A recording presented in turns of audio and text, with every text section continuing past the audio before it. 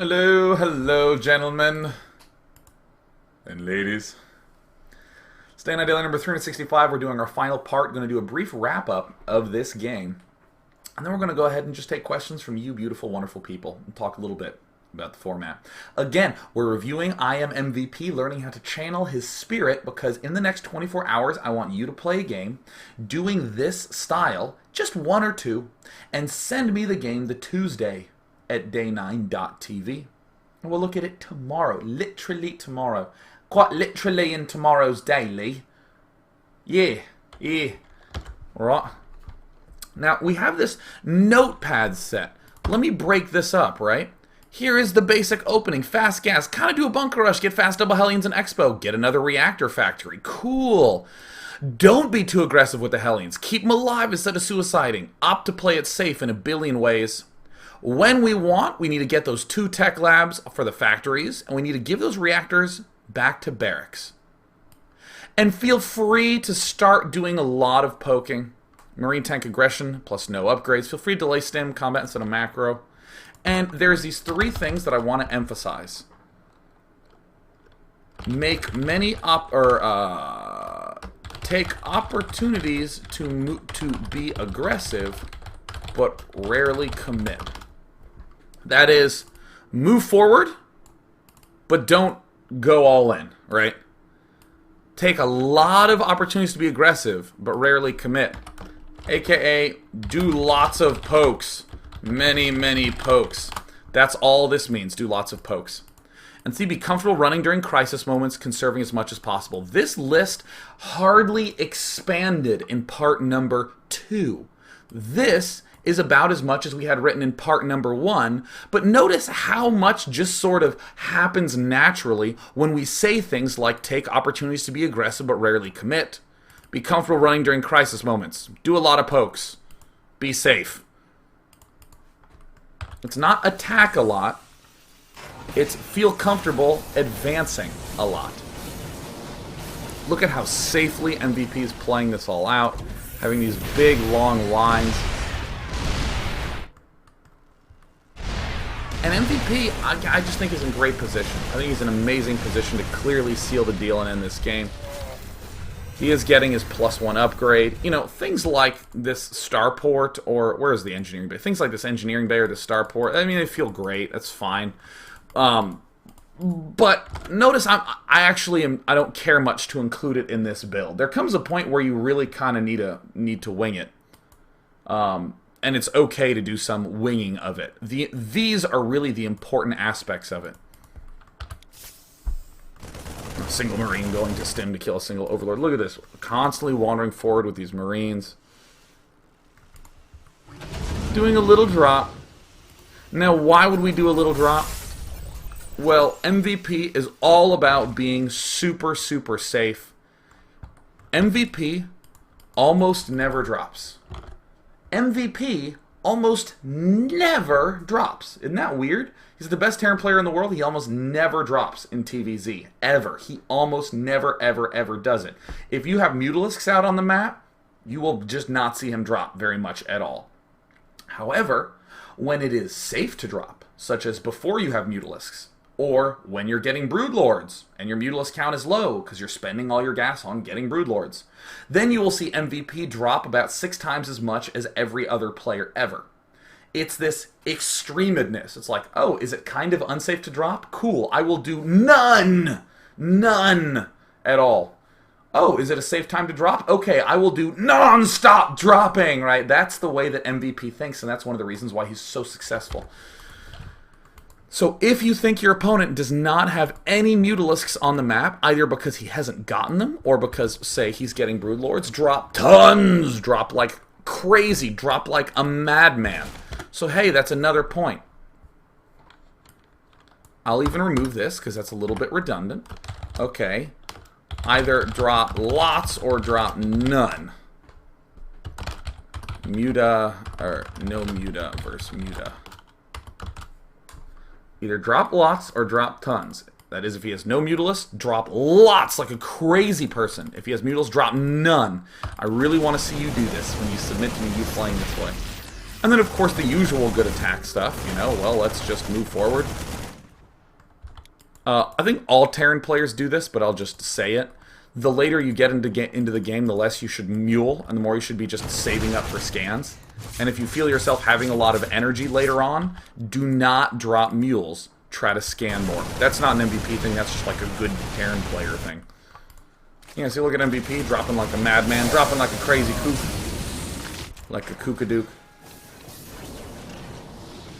And look at this. Oh, yeah, look at MVP. Look at one of MVP's many laws. And I think here's the best way to do it. Always take, or how should I say it? Try to take 0 damage instead of trying to do a lot of damage. This, I think, is the biggest theme in all of MVP's play. The biggest theme ever. Try to take no damage instead of trying to do lots of damage.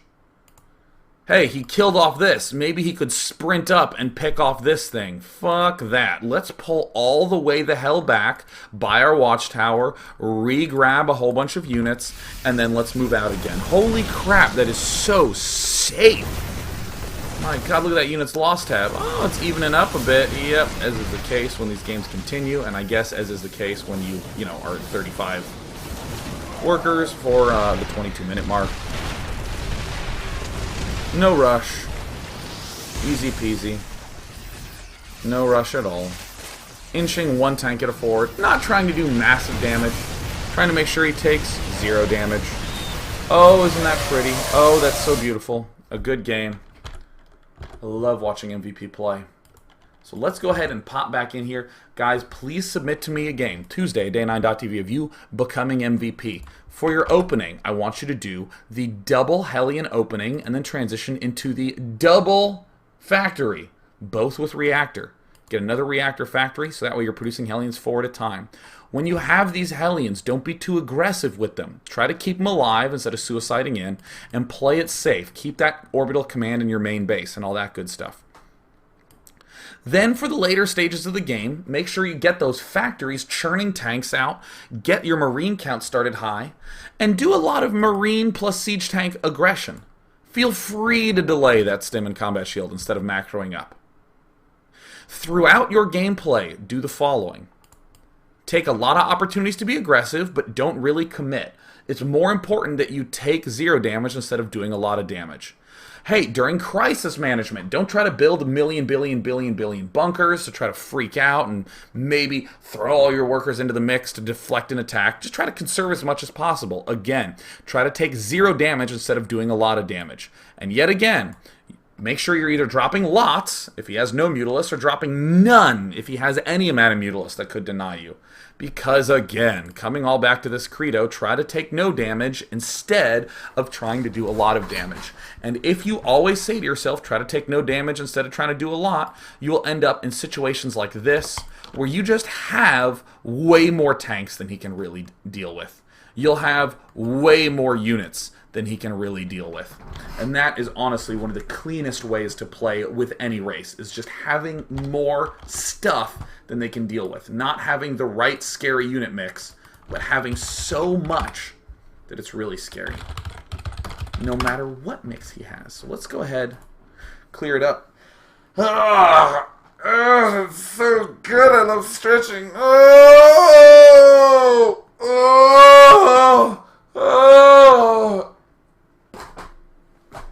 We'll be looking at these replay submissions of MVP tomorrow, and while these questions are coming in, let me briefly review the format I'm going to be doing for the next several dailies. Tomorrow, I'll start off reviewing MVP for the first half, reviewing your attempts to do the build, and then in the second half, I'll introduce a style from Nest-T. On the next daily, the first half will be me reviewing one of your attempts to do a style of Nest-T, and the second half will be me reviewing one of Naniwa's styles. And then the next daily, the first half will be me reviewing your attempt at doing Naniwa's style, and then the second half will be doing this. We're linking the dailies together, so that way, instead of me just analyzing a pro replay and saying, derp, derp, derp, now we get it, cool, let's do that. We do a brief analysis, and then the next day we say, hey, someone took that analysis and here's the problems they had. Because it's easy to see a player like I am MVP be freaking incredible, and to not know what problems arose in the process of trying that. So that's what the new structure is. And if you like that, say, holy crap, that's awesome in the chat. Make sure you say, holy crap. Yeah. So, Paul Riss says, Dear Day 9, how do you punish / beat a player for trying to play like MVP? Well, one of the biggest things is that... How did I forget one of the biggest things? How does one do that? How can she slap? How do you punish or beat a player for trying to play like MVP? I mean, a big thing is that MVP is really passive, so you can do things like build a few extra drones, or counterattacking will be a great way to control him. Generally focus on expanding. To me, honestly, what is most interesting about MVP as a player is that he plays in a way that really every single player should start to steer towards, which is well, I'm just going to take no damage and have really huge attacks. Everyone should have that kind of be the core of their gameplay. And the important thing is that you kind of need to do the same thing as well. You need to just try to lose very, very little, play very conservatively. I would probably say, rather than saying what's the correct way to beat it, I instead want to say what are some incorrect things to try to do. Incorrect things to try to do is to force big wins to happen. Like, for instance, have you ever caught a dropship in the corner of your eye with an overlord, like a full medevac, and you're like, ah, and you send all your mutalisks there and you kill it off? I'd consider that like a big win. You got a whole bunch of stuff killed for absolutely zero loss on your half. You won't really get that sort of thing with MVP. Don't try to do things like, well, maybe if I make a whole bunch of Zerglings and surround his Hellions, I can kill all those off, and then I'll be in an amazing position. He'll just never let you really do that. Try to be good at swatting back and deflecting his little pushes, and then you can make sure you have some nice, clear, strong timings. Just really strong, clear timing attacks of your own. Don't force the harassment to work. I see a lot of good players try to be all cool and, I have 12 to maybe 24 mutalisks. I'll run to the back of your base. Oh, there's stim marines and turrets here? Well, let me try to just keep attacking here, and maybe I'll be able to break the front. And then, they'll lose like 3, 4, 5 mutalisks here. That's what MVP wants you to do. But if you do have the mutalist and you start skirting around the edge, maybe skirt around this side and skirt around that side, you'll start to notice, hey, this guy's actually making way more defense than he needs to, and I'm actually never going to attack that part of his base. Cool, I've caused him to lose a bunch of money. Cool, that's actually really great. Easy peasy.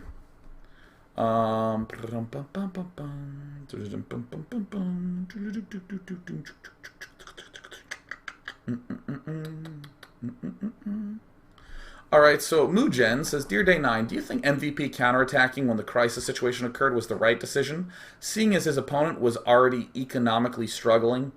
I'm a bit torn about that specific decision, to the point where I don't actually care too much to analyze it, because the point of me presenting this game to you was to say, look at all this stuff that we can steal to become more like MVP. Those sort of counterattack things are so situational that it doesn't really matter what your style is or what your goals are, what his goals are. A lot of times it's, yeah, I guess, yeah, that's actually going to be the right decision in this spot. And that just takes a shit ton of experience, and I don't want you to focus on that. I'm actually going to try to avoid answering that question. I'm going to deflect that question. The important thing to note is that was not the important part of the game. The opening, the transition into a whole bunch of tanks and marines, and in particular, how many times he moved forward but didn't lose that much because he was always willing to play it safe and pull back. That's the stuff I want you to emulate. It may have been correct for him to pull back a little sooner.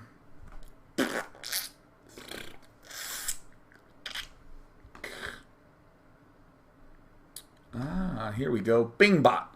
Dear Day 9, as a toss, what elements from MVP's style can I effectively adapt? I would say that if you are, for instance, a little pro-tossy bossy bear, I would say doing little aggressive move-outs is really important. Kind of like, one of my favorite moments, actually, this entire game was, let's see if we can find it here. It was right after the huge crisis moment occurred.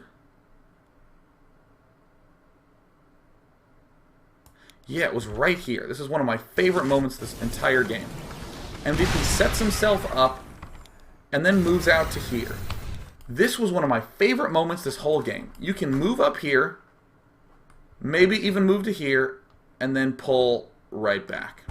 It's that kind of move that will almost always have a net positive gain, because your Zerg buddy will go, oh no, oh, there's units coming towards me. Oh no, they're pulling back. Whew, oh.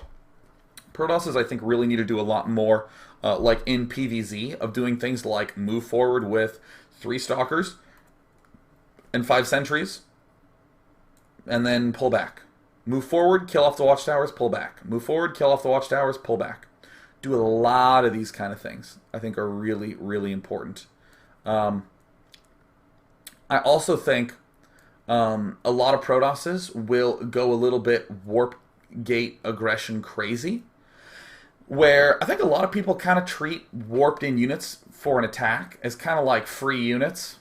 Like, hey, if they do damage, that's great, and if they don't, darn, my attack didn't work. I guess everything's fine, let's move out. I see a lot of players do forward pylon things where they'll lose 7, 8 big units, like 7 or 8 Stalkers and or Zealots, and then be like, oh, nice, well, I guess it didn't work. Let me try to expand. And they've already lost the game. They've already got themselves in a really dead spot. If we come to a point like this in the game, I think a lot of Protossers should be thinking, how do I get to a spot like at this 10-minute mark where this is the case, where he has a lot more units lost, or even something at this like 8-minute mark where, hey, look at this unit's lost tab. Man, that is really, really ridiculously low for me. I'm thinking of styles like that. Again, how do I avoid losing a lot of units instead of how do I do a lot of damage? Try to be present to do damage, such as having, you know, hell, these Hellions here. I mean, it's not like MVP isn't doing damage, but he's moving forward and making his #1 priority not to lose units. Seems a little counterintuitive, but of course, actually is intuitive if you think about it a good bit. Oh, Total Biscuit holding the stream until I'm finished. Thank you, Total Biscuit. Total Biscuit is dashing and dapper and amazing. All right, let's go ahead and just take one last question from Atra Blu-ray. Dear Day 9, would this moving forward and pulling back work on a much larger map with considerably longer distances between your troops, your base, and the enemy base? Yes. Very important fact to note. Extremely important fact to note. In fact, it should work a little bit better because on small maps, a lot of times they will be gearing themselves to be a little bit more aggressive with their units, so sometimes you can't quite take these opportunities. On big maps, it's way more important to do this sort of move out and pull back. It's going to be really awesome, awesome. Again, submit to me a game in the next 24 hours of you doing this style. Submit to Tuesday at day9.tv, letting me know that you're doing the MVP style from Day 9 Daily number 365. Fun Day Monday, submit those games to Monday at day9.tv. I'll see you bright and early tomorrow for another 10 a.m. Euro Daily. And also 10 a.m. on Sunday, I'll be doing subscriber, not mono battles, but subscriber casted free-for-all battles. It's going to be good. I'm going to go. Thanks, Total Biscuit, for holding the stream off, and thanks so much for tuning in the morning. Bye, guys.